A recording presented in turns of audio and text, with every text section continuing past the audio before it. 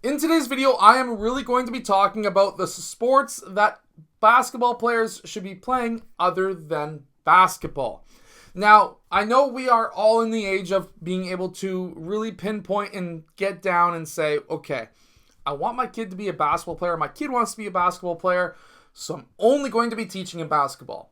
Now, I'm not going to get into all of the what I call political talk onto what parents and doctors and things like that say about, hey, you need to be able to have a player who can play every sport, because if he can play every sport, then he's going to be learning all the neurological differences when it comes to the different sports. He's going to be learning different movements and things like that. I'm not getting into that. I'm not having that conversation. I don't want any of the people down in the comment section attacking me on my beliefs.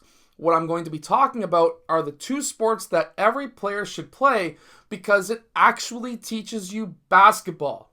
Now, the number one sport other than basketball to play so that you can become a better basketball player is soccer, football, whatever you want to call it. It's the sport with the black and white ball and you kick it with a foot. Soccer. The reason being is because now you're learning footwork. Footwork is extremely important in basketball. I have trained a professional player before who didn't know footwork. He was really only playing professionally because of his athleticism, and he was getting paid about $500,000 a year. I trained him.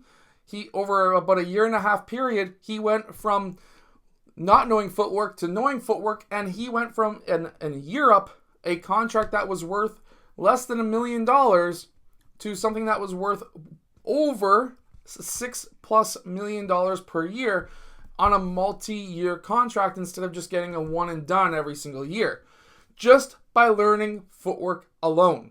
So, soccer is extremely important. You're going to be learning how to use your feet, how to use both feet, the footwork.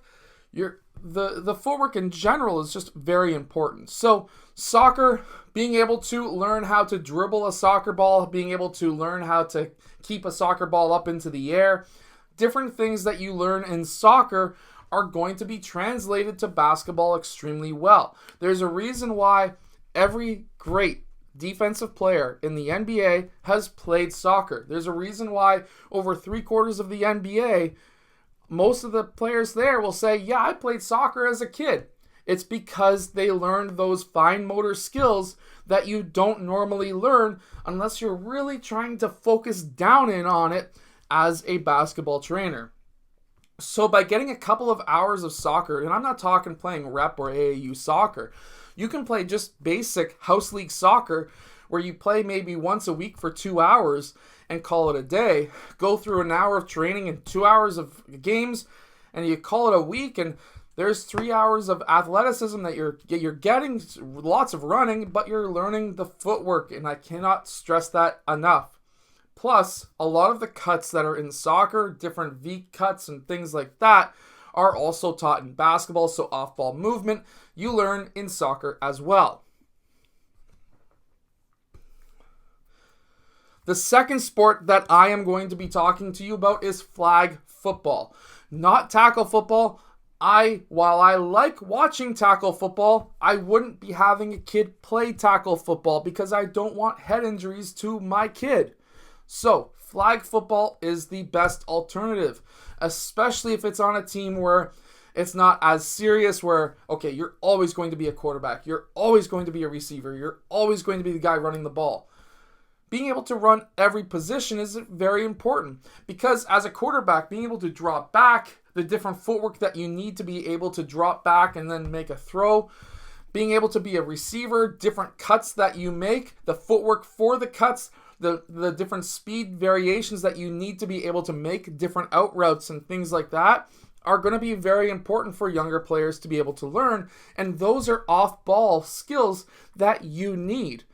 Being able to be, let's say, a running back or the guy where they toss the ball off and you're running, that same footwork, being able to get between defensive players is going to be very similar to the same footwork as what you're using when you're attacking the rim. Being able to get yourself open, again, the footwork, pivoting, inside foot, turn, things like that. Those are all movements and things that you are going to learn as a football player that are translated to basketball extremely well.